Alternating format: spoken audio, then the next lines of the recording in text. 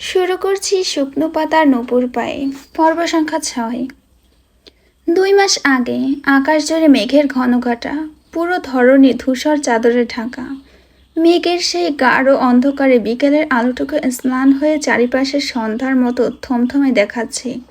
চৌধুরী ভিলার এক কোণে ঝিলমিলের শোবার ঘরের জানালা। সে জানালা ঘেঁষে দাঁড়িয়ে থাকা ডালপালা ছড়ানো পেয়ারা গাছটা বাতাসে মৃদু দুলছে।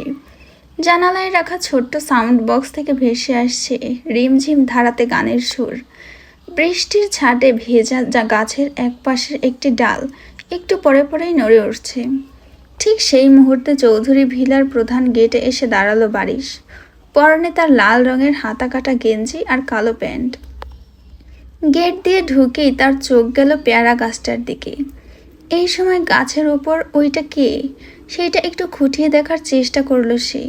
তবে উপরের ডালপালা থাকায় মানবীটির কেবল পেছনের দিকটাই চোখে পড়ল। পরনে একটা পিঙ্ক কালারের টি শার্ট আর 4/4 লেডিস জিন্স প্যান্ট। বারিশ আর অহেতুক কৌতূহল বাড়ল না, তার নজর ওখান থেকে সরে এলো। মূলত মেহেরাজকে ডাকতেই তার এখানে আসা। ওকে গাইস, গল্পে আকাশের নাম পরিবর্তন করে মেহেরাজ রাখা হয়েছে। তাই সে ধীর পায়ে সদর দরজার দিকে এগিয়ে যেতে লাগলো। এদিকে ঝিলমিল তখন মহাব্যস্ত। ডালের মগজ থেকে একটা লোভনীয় পেয়ারা পাড়ার জন্য সে বেশ কিছুক্ষণ ধরেই কসরত করছে।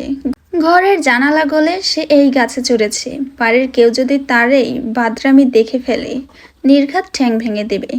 সেই ভয়ে দ্রুত হাত পা চালাচ্ছে সে। তার উপরে আবার বৃষ্টির ছোঁয়ায় গাছের ডালপালাগুলো বড্ড পিচ্ছিল হয়ে আছে। একটা পেয়ারা ইতোমধ্যে কামড়ে ধরেছে সে ঠোঁটের মাঝে, আর হাত বাড়িয়ে অন্যটা ধরার আপ্রাণ চেষ্টা চালাচ্ছে। ঝিলমিলের বিরক্ত লাগলো। যেই জিনিসটা নাগালের বাইরে থাকে সেটা কেন এত সুন্দর দেখায়, যেমন এই পেয়ারাটা। অসম্ভব সুন্দর দেখতে, এত নিখুঁত আর টসটসে দেখতে। এটাকে আজ না পেরে সে ঘরেই ফিরবে না। রাতে তো তার ঘুমই আসবে না এটা না পারতে পারলে। জেদ চেপে বসলো মাথায়। ঝিলমিল এবার ডালের একদম শেষ প্রান্তে চলে গিয়েছে। ভারসাম্য বজায় রাখতে নিজের পায়ের দুটো বুড়ো আঙুলের উপর সমস্ত ভর ছেড়ে দিল ও। শরীরটাকে যতটুকু সম্ভব প্রসারিত করে পেয়ারাটার বোটা হালকা ছুঁয়েও ফেলেছিল। কিন্তু ঠিক তখনই অঘটনটা ঘটল। পায়ের নিচের ভেজা ডাল থেকে আচমকা ফসকে গেল ওর পায়ে। ভারসাম্য হারিয়ে ডালপালা ভেঙে সোজা নিচের দিকে পড়ে যেতে লাগলো সে। মুখে পেয়ারা শক্ত করে চেপে থাকায় এই চরম বিপদেও গলা ফাটানোর চিৎকার আর বের হলো না। আসন্ন পরিণতির কথা ভেবেই মেয়েটা তীব্র আতঙ্কে নিজের চোখ দুটো খিচে বন্ধ করে ফেলল। পড়ে গিয়ে মরে গেলে তো গেলই, তবে হাত পা ভেঙে গেলে যতটুকু অক্ষত থাকবে বাকিটা ওর মা ভাঙবে। কিন্তু মাটিতে আছাড় খাওয়ার সেই ব্যথাটা ঝিলমিলের শরীরে অনুভূত হলো না।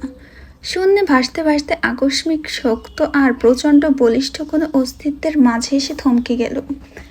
পতন ঠেকাতে অবচেতনেই ওর হাত দুটো গিয়ে জড়িয়ে ধরল কারোর চওড়া কাঁধ।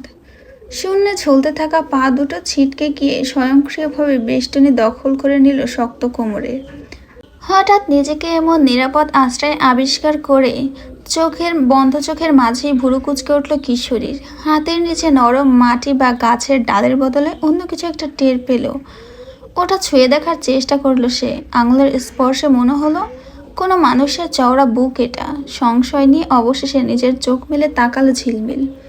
তাকাতে বিস্ময়ে ওর চোখ দুটো চড়ক গাছ হয়ে গেল। চোখের সামনে তার অত্যন্ত সুদর্শন যুবক, যার তীক্ষ্ণ চোখ জোড়া স্থির হয়ে আছে ঝিলমিলের উপর।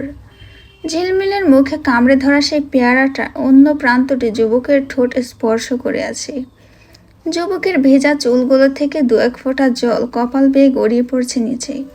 মেয়েটাকে এইভাবে বোকার মতো তাকিয়ে থাকতে দেখে যুবকটি নিজের মুখ বাড়িয়ে ঝিলমিলের ঠোঁটের ফাঁকে থাকা পেয়ারাটা নিজের মুখে নিয়ে এক ঝটকায় ওকে ছুঁড়ে ফেলে দিল অন্য পাশে। গম্ভীর গলায় সে সরাসরি প্রশ্ন ছুড়ে দিল, কে তুমি? পেয়ারা চুরি করছিলে কেন এখানে? ঝিলমিল তখন ঘোরের মধ্যে। যুবকের প্রশ্নে সে ঝটপট ওখান থেকে নেমে যেতে চাইল, কিন্তু তখনই খেয়াল করলো ওর পা দুটো তখনও ছেলেটার কোমর শক্ত করে জড়িয়ে ধরে আছে। লজ্জায় আর আড়ষ্টতায় লাল হয়ে এসে ছটফট করতে লাগলো। ছাড়ুন, নামতে দিন আমায়। যুবকটি ওকে ছাড়ল না, আরো শক্ত করে ধরে রেখে বলল, না, আগে বলো তুমি কে, চোর কোথাকার? নিজের বাড়িতে চোর অপবাদ শুনে ঝিলমিলের ভেতরে জেদ চড়া দিয়ে উঠল। সে গলা উঁচিয়ে বলল, আমি চোর না, এটা আমার পেয়ারা গাছ। যুবকটি ভুরু কুঁচকে তাকালো। তোমার মানে? ঝিলমিল এবার গায়ের জোরে লোকটার কোল থেকে নিচে নেমে এলো। পুরো শরীর বৃষ্টির ছাটে ভিজে একাকার। টি শার্টটা শরীরের সাথে লেপ্টে যাওয়ায় সে একটু অস্বস্তিতে পড়ল। তড়িঘড়ি করে দুই হাত আড়াআড়িভাবে নিজের বুকের উপর ভাঁজ করে নিজেকে আড়াল করার চেষ্টা করে একটু ইতস্তত করায় বলল, চাচ্চু, আপনি হয়তো আমাকে চেনেন না, আমি ঝিলমিল, মেহেরাজ চাচুর ভাতিজি। তবে আমি আপনাকে চিনি। বারিশ, আপনি বারিশ তাই না? মানে বারিশ চাচ্চু। যুবকের মুখের গম্ভীর ভাবটা এক পলকে বদলে গেল। চোখের দৃষ্টিতে এক অদ্ভুত জটিলতা ফুটিয়ে সে কিছুটা চড়া সুরে জিজ্ঞেস করল, তুমি কে? ঝিলমিল একটু বিরক্ত হয়ে ঠোঁট উল্টে বলল, বললাম তো, আমি ঝিলমিল। তুমি আলতাফ চৌধুরীর মেয়ে? বারিশের গলায় এবার চরম বিস্ময়। সে খুব অবাক হয়ে উপর নিচ খুঁটিয়ে দেখল সামনে দাঁড়িয়ে থাকা এই চঞ্চল কিশোরীকে। ঝিলমিল নিজের ভেজা চুলগুলো কানের পেছনে গুজে দিয়ে বেশ বুক ফুলিয়ে জবাব দিল, হ্যাঁ। বারিশ চোখের পলক ফেলতে ভুলে গিয়েছে, কিন্তু নিজের ভেতরের অবাক ভাব সে বুঝতে দিল না কিশোরীকে। তুমি না ছোট ছিলে? তো আমি কি এখন বুড়ি হয়ে গিয়েছি? বেশ ঝেঁঝিয়ে উঠে বলল ঝিলমিল। বারিশ আর কোনো জবাব দিল না। মুখে কিছু না বললেও তার গভীর চোখের দৃষ্টি তখনও এই মেয়েটার উপরে স্থির হয়ে রইল। ঝিলমিলার তাকে পাত্তা না দিয়ে হনহন করে ঘুরে মাটিতে ছিটকে পড়া পেয়ারাগুলো একে একে তুলে নিতে লাগলো। 4টে পেয়ারা 2 হাত ভরে নিল। আরেকটা তুলে নিতে অমনি হাতের ভারসাম্য হারিয়ে আগেরগুলো টুপটাপ করে নিচে পড়ে গেল। মেয়েটা বিরক্ত মিশিয়ে পুনরায় সেগুলো তুলতে যেতে বাকিগুলো কোল থেকে আবারও ঘাসের উপর ড্রপ খেলো। কোনোভাবে সে একসঙ্গে সবগুলো তুলতে পারছে না। ঝিলমিলের কাণ্ড কারখানা বারিশ চুপচাপ দাঁড়িয়ে থেকে দেখছে। এক পর্যায়ে সে ধীরে এগিয়ে এসে নিজের বড় এক মুঠিতে মাটিতে পড়ে থাকা সব কয়টা পেয়ারা অনায়াসে তুলে নিল। তারপর বেশ হুকুমের সুরে বলল, ভেতরে যাও, আমি এইগুলো নিয়ে দিচ্ছি। ঝিলমিল তড়িৎ গতিতে মাথা ডানে বামে নাড়িয়ে সোজা বারণ করে দিল, আপনি যান, আমি ওই দিক দিয়ে ভেতরে যাব না। ভুরুতে ভাঁজ ফেলে গম্ভীর গলায় জানতে চাইল বারিশ, কেন? এমনিতেই বৃষ্টিতে ভিজে একাকার হয়েছি, তার উপর আবার গাছে উঠেছে শুনলে আম্মু একদম কাঁচা চিবিয়ে খাবে। বারিশ একটু অবাক হয়ে চারপাশটা দেখে নিয়ে বলল, তাহলে ঘরে ঢুকবে কিভাবে? কেন এখান দিয়ে? ঝিলমিল বেশ চটপট ভঙ্গিতে হাত উঁচিয়ে নিজের শোবার ঘরে খোলা জানালা আর লাগোয়া ছোট্ট বারান্দাটার দিকে ইঙ্গিত করল, যার সহজ মানে হলো সে আবারও ওই পিছল গাছটা বেয়ে উপরে উঠবে। বারিশের চোখ এবার কপালে উঠল। বলল, এসেছিলে কিভাবে? এখান দিয়েই। বাদর। কি বললেন? কিছু না। দূর থেকে ঝিলমিলের মায়ের কণ্ঠ ভেসে আসছে। ঝিলমিল তড়িঘড়ি করে পেয়ারা গাছের দিকে যেতে চাইল, তবে বারিশ ওর টি শার্টের পেছনের অংশ টেনে ধরল। চুপচাপ মেন দরজা দিয়ে বাসায় ঢুকবে, চলো আমার সাথে। কথা বলেই সে ঝিলমিলকে প্রায় একরকম টেনে হিস্ট্রি সদর দরজা দিয়ে নিয়ে যেতে লাগলো। ঝিলমিল রেগে মেগে চেঁচাতে গিয়েও মায়ের ভয়ে মুখ খুলতে পারল না। গলার স্বর যতটা সম্ভব নামিয়ে ফুঁসতে ফুঁসতে বলতে থাকে, আরে ছাড়ুন, কি করছেন? হাতটা ছাড়ুন বলছি। কিন্তু ওই পাথরের মতো শক্ত হাতের গ্রিপ থেকে নিজেকে মুক্ত করার সাধ্য ওর ছিল না। চৌধুরী ভিলার মেন গেট দিয়ে বারিশ ওকে নিয়ে ভেতরে প্রবেশ করে। চৌধুরী ভিলার লিভিং রুমে তখন বিকেলে চায়ের বেশ একটা জমজমাট আমেজ। সবাইকে চা নাস্তা পরিবেশন করে নাজমা বেগম সিঁড়ির গোড়ায় দাঁড়িয়ে উপরে ঘরের দিকে তাকিয়ে মেয়েকে ডাকছিলেন। তখনই সদর দরজার দিকে চোখ পড়ল আলতাফ চৌধুরীর। মেয়েকে ওই অবস্থায় দেখে তিনি সোফায় বসেই হাঁক ছাড়লেন, ওই তো ঝিলমিল। কিন্তু পরক্ষণে যখন ঝিলমিলের পেছন থেকে ভেজা শরীরে বারিশ ড্রয়িং রুমে পা রাখে, আলতাফ চৌধুরীর মুখের চায়ের চুমুকটা গলায় আটকে যায়। তিনি মারাত্মক বিষম খেয়ে কাশতে কাশতে সোফা ছেড়ে দাঁড়িয়ে পড়লেন। বারিশ অত্যন্ত স্বাভাবিক ভঙ্গিতে এগিয়ে আসতে আসতে ঠোঁটের কোণে বাঁকা হাসি ঝুলিয়ে বলে, কি হলো স্যার, চা কি বেশি গরম? আলতাফ চৌধুরী কোনো মতে কাশি সামলে নিয়ে রুক্ষস্বরে জিজ্ঞেস করলেন, তুমি এখানে এই অসময়ে? এখানে আসতে হলে কি আপনার থেকে আলাদাভাবে ভিসা পাসপোর্ট করে অ্যাপয়েন্টমেন্ট নিয়ে আসতে হবে? বারিশের চটজলদি জবাবে আলতাফ চৌধুরী আরও বিরক্ত হন। ঠিক তখনই নূরজাহান চৌধুরী চায়ের কাপটা টেবিলে নামিয়ে রেখে উঠে আসেন। পরম স্নেহে বারিশের চিবুক ছুঁয়ে আদর করে বলেন, ঠিকই তো বলেছি, এখানে আসতে আবার ওর সময় অসময় কিসের? এটা তো ওর নিজের বাড়ি। হ্যাঁ, নিজের বাড়িই তো। তা নিজের বাড়ি হলে তো বাংলাদেশে প্লেনে থেকে পা রাখা মাত্র এক দৌড়ে চলে আসার কথা। আসলো তো পুরো 2 দিন পরে। নাজমা বেগম মৃদু অনুযোগের সুরে কথাগুলো বললেন। বারিশ আর মেহেরাজ 2 দিন আগে কানাডা থেকে পড়াশোনা শেষ করে 7 বছর পর দেশে ফিরেছি। একই দেশের একই ইউনিভার্সিটিতে পাঠ চুকিয়ে নিজ দেশের মাটিতে ফেরা তাদের। বারিশ নাজমা বেগমের দিকে তাকিয়ে কিছুটা বিনয়ের সাথে উত্তর দেয়, না আসলে লং জার্নির পর একটু রেস্ট নেওয়া খুব প্রয়োজন ছিল, তাই আসা হয়নি। নাজমা বেগম ওর আপাদমস্তক দেখে নিয়ে বললেন, একেবারে বৃষ্টিতে ভিজে গিয়েছো দেখছি। মেহেরাজ ওই দিকে আছে, চটপট গিয়ে ওর একটা শুকনা কাপড় পরে বদলে নাও, তারপর ওকে সাথে নিয়ে নিচে এসো। আমি গরম গরম পেঁয়াজু আর আলুর চপ বানিয়েছি, একসাথে বসে খাবে। বারিশ মাথার চুল চটকে বলে উঠল, হুম, নাস্তা পরে হবে, আমি মেহেরাজকে নিয়ে একটু ফুটবল খেলতে বের হব মাঠে। ছেলেটার এই খামখেয়ালি কথা শুনে আলতাফ চৌধুরী আবার চটে ওঠেন। এই তো শুরু হয়ে গেল। মেহেরাজ কোথাও যাচ্ছে না, ভিনদেশ থেকে এসে এখনো 24 ঘন্টা পার করতে পারেনি, এর মধ্যে আবার বাতরামি শুরু করে দিলে। বয়স তো আর কম হলো না, এখনো কি ছোট বাচ্চাদের মতো ফুটবল খেলার বয়স আছে তোমার? স্বামীর এমন কড়া কথা শুনে নাজমা বেগম পাশ থেকে বললেন, আহা তুমি এমন করছো কেন? ফুটবল তো জোয়ান ছেলেরাই খেলবে, নাকি ঘরের মেয়েরা গিয়ে খেলবে? ও খেলুক গিয়ে, মেহেরাজ যাবে না। আলতাফ চৌধুরী নিজের সিদ্ধান্তে অটল। বারিশ ওনার দিকে এক পলক চেয়ে বেশ ঠান্ডা গলায় জানতে চাইল, আসলেই যাবে না? না। সত্যি? হ্যাঁ, এক কথা বারবার বলতে পারবো না। Okay fine. বারিশ আর কথা বাড়ায় না, নিজের এক হাতের মুঠোয় থাকা পেয়ারাগুলো সেন্টার টেবিলের উপর নামিয়ে রাখে সে। তারপর 2 হাত দিয়ে নিজের ভেজা চুলগুলো পেছনের দিকে ছাড়তে ছাড়তে ভেজা অবস্থাতেই মেহেরাজের রুমে যাওয়ার উদ্দেশ্যে সিঁড়ির দিকে পা বাড়ায়। কিন্তু সে সিঁড়ির প্রথম ধাপে পা দেওয়ার আগেই এক ঝড়ের গতিতে তাকে সজোরে কুনি দিয়ে ঠেলে সরিয়ে দিয়ে ভেজা কাপড়ের পুরো ড্রয়িং রুমের মেঝেতে পানির দাগ ফেলে এক দৌড়ে সিঁড়ি বেয়ে উপরে উঠে যায় ঝিলমিল। পরক্ষণে ওপরতলা থেকে ধপাস করে ওর ঘরের দরজা বন্ধ হওয়ার চড়া আওয়াজ পাওয়া যায়। হুট করে বারিশের এমন আকস্মিক আগমনে নাজমা বেগম এতক্ষণ নিজের মেয়ের এই ভেজা কাকের মতো অবস্থাটাই খেয়াল করেননি। লিভিং রুমের বাকি সবার সাথে বারিশও কয়েক সেকেন্ডের জন্য স্তব্ধ হয়ে উপরে তাকিয়ে থাকে ঝিলমিলের এই বন্য কাণ্ড দেখে। বিস্ময়ে ঘোর কাটতে নাজমা বেগম বলে উঠলেন, আরে ও না নিজের রুমে ছিল, ভিজে আসলো কোত্থেকে?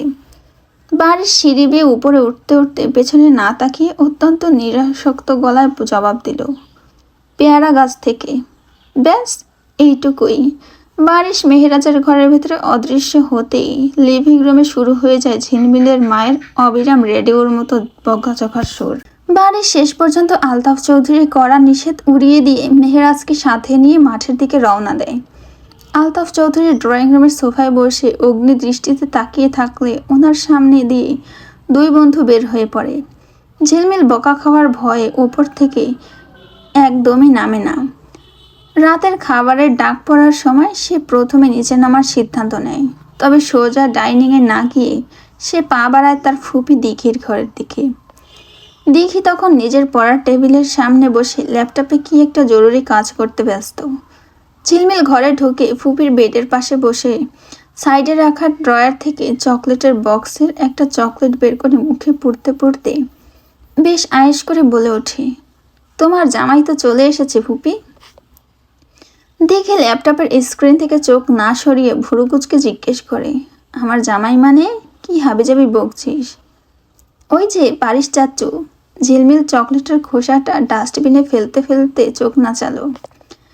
দিঘি আবার ল্যাপটপ থেকে পুরোপুরি মনোযোগ সরিয়ে ঝিলমিলের দিকে ঘুরে বসে কিছুটা বিরক্ত আর অবাক হয়ে বলে, বারিশ ভাইয়া আবার আমার জামাই হতে যাবে কেন? তোর কি মাথা খারাপ হয়েছে? ও মা, তুমি এখনো কিচ্ছু জানো না? ঝিলমিল দিঘির একদম কাছে এসে ফিসফিস করে বলে, ঝর্ণা দাদি তো কালকে আমাদের বাসায় এসে আমার দাদিমার সাথে কথা পাকাপাকি করে গিয়েছে, মানে তোমাদের দুজনের বিয়ের কথা। কথাটা শুনে দিঘির ফর্সা মুখটা এক নিমেষে গম্ভীর হয়ে ওঠে। সে তীব্র বিস্ময় নিয়ে ঝিলমিলের দিকে তাকিয়ে জানতে চায়, মাথা খারাপ হয়েছে তোর? এসব তোকে কে বলল? সত্যি বলছি ফুপি, আমি নিজের কানে শুনেছি। তোমার সাথে কি আমি সব ফাজলাম করতে যাব? দিঘির মনের ভেতরে অদ্ভুত তোলপাড় শুরু হয়েছে। সে নিজের ভেতরে উদ্বেগ চেপে রেখে ধীর গলায় জিজ্ঞেস করে, মা কি বলেছে এই ব্যাপারে? দাদিমা তো খুব খুশি, মানে উনি এক পায়ে রাজি, বলতে গেলে আব্বু বাদে পরিবারের সবাই এই বিয়েতে রাজি। ঝিলমিল চকলেটের স্বাদটা উপভোগ করতে করতে পুরো ভেতরের খবর ফাঁস করে দেয়।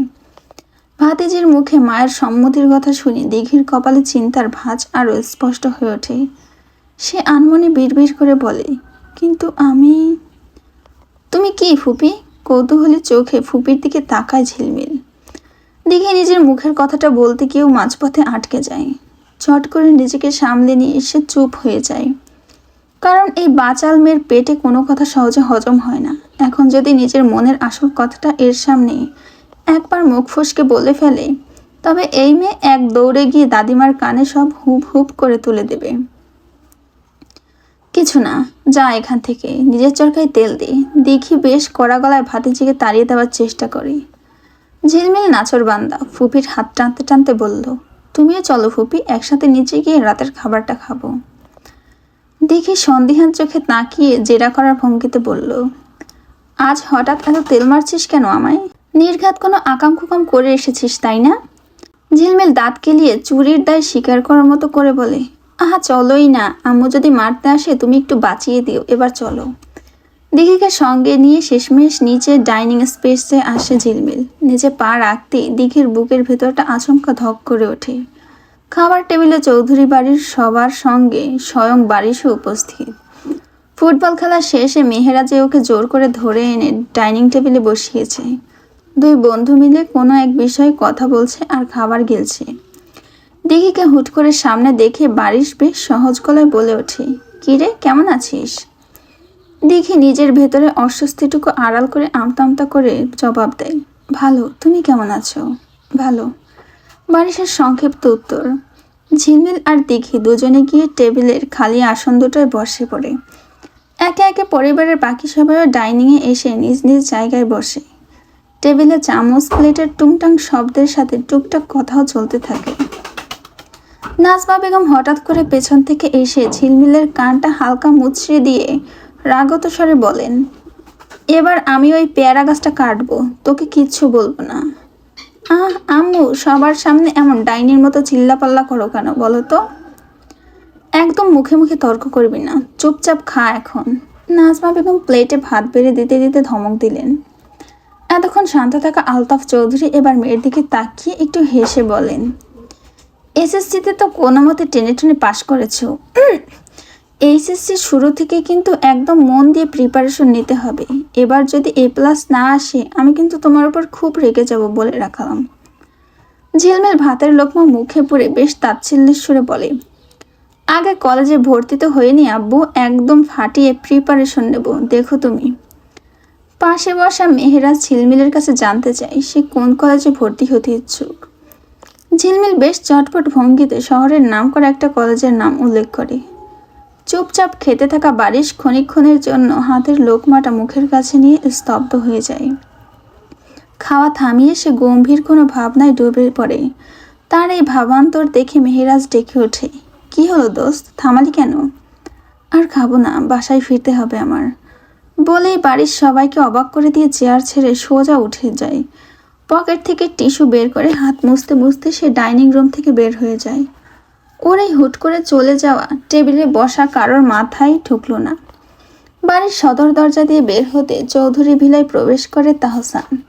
মেহেরাজ ওকে দরজার কাছে দেখতে পেয়ে চড়া গলায় ডেকে এনে জোর করে খাবার টেবিলে বসিয়ে দেয়।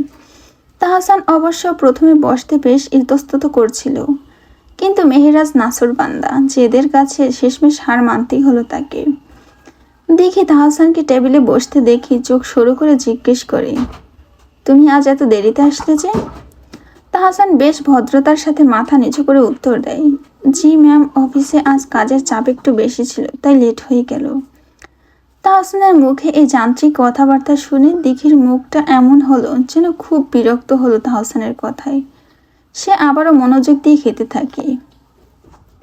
শেহরিয়ার ভিলাতে এসে বারিশ নিজের পরিবারের সবার সঙ্গে পুনরায় খেতে বসেছে। খাওয়া দাওয়ার এক পর্যায়ে সে অত্যন্ত শান্ত কিন্তু দৃঢ় গলায় বলে, প্রফেসরের জব নেওয়ার সিদ্ধান্ত নিয়েছি আমি।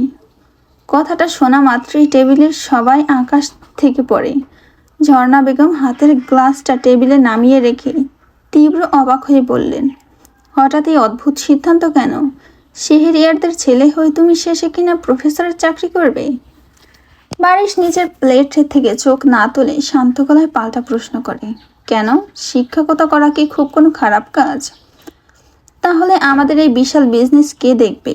এত বছর ধরে কারা দেখছে? বারিশের গলায় অদ্ভুত এক নির্লিপ্ততা। এতদিন যা হয়েছে হয়েছে, এখন থেকে তুমিও পুরো দমে হাল ধরবে? হ্যাঁ, অবশ্যই ধরবো, তবে পার্ট টাইম। বিজনেসের পাশাপাশি আমি যেটা করতে চাই সেটাই করব। ঝর্ণা বেগম ছেলের এই মুখের উপর কথা বলা দেখে রেগে মেগে আরও কিছু বলতে যাবেন, তখনই বারিশ মেজাজ হারিয়ে ডাইনিং টেবিলে সজোরে একটা থাপ্পড় মেরে বসে। থালা চামচগুলো ঝনঝন করে কেঁপে ওঠে তার সেই চড়ে। বারিশ দাঁতে দাঁত চেপে কড়া গলায় সতর্ক করে, আমি এই ব্যাপারে আর একটা কথাও শুনতে চাই না আম্মা। অতীতে আমার উপরে জোর খাটানোর ফলাফল কি হয়েছিল তা আশা করি তোমরা কেউ ভুলে যাওনি। Don't repeat the same mistake. প্লেটের বাকি খাবার ওখানে ফেলে রেখেই চেয়ারটাকে ঝাটকা মেরে পেছনে ঠেলে নিজের ঘরের উদ্দেশ্যে হনহন করে চলে যায় বারিশ। ডাইনিং রুমের তখন পিনপতন নীরবতা। ঝর্ণা বেগম নিজের বড় ছেলে আর স্বামীর দিকে তাকিয়ে বলেন, দেখলে তো, 7 বছর পার হয়ে গেল কিন্তু এখনো একটুও বদলায়নি।